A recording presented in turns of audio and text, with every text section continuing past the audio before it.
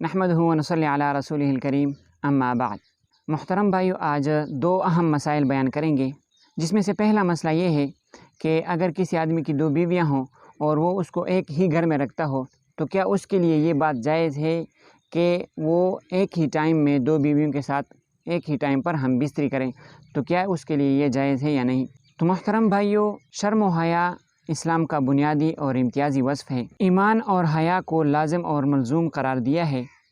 ان میں سے اگر کوئی ایک چلا جاتا ہے تو دوسرا خود بخود اٹھ جاتا ہے، یعنی مطلب ایمان اگر چلا جائے تو حیا بھی ساتھ میں چلی جاتی ہے۔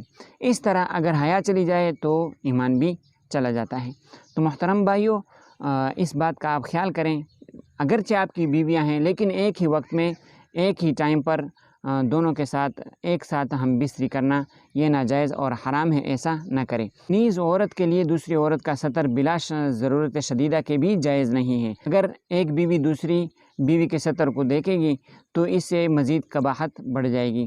تو محترم بھائیو، آپ اس بات کا خیال کریں کہ ایسا نہ ہو کہ غیر شرعی کام ہم کر لیں اور اس سے بجائے ثواب کے ہمیں گناہ مل جائے۔ دوسرا مسئلہ یہ ہے کہ کیا بیوی کو یہ حق ہے کہ وہ شوہر کی اجازت کے بغیر اپنے میکے چلی جائے؟ تو محترم بھائیو، بیوی کو یہ اجازت نہیں کہ وہ بلا وجہ، یعنی کوئی وجہ نہیں ہے، وہ اپنے شوہر کی اجازت کے بغیر اپنے میکے چلی جائے۔ اگر کوئی عورت بلا وجہ اپنے شوہر کی اجازت کے بغیر اپنے میکے جاتی ہے تو ایسی بیوی نافرمان ہے۔ آپ صلی اللہ علیہ وسلم کا فرمان ہے کہ آپ صلی اللہ علیہ وسلم کے پاس ایک عورت آئی اور فرمایا کہ شوہر کا بیوی پر کیا حق ہے؟ تو آپ صلی اللہ علیہ وسلم نے فرمایا کہ شوہر کا بیوی پر حق یہ ہے کہ وہ اس کی اجازت کے بغیر گھر سے باہر نہ نکلے۔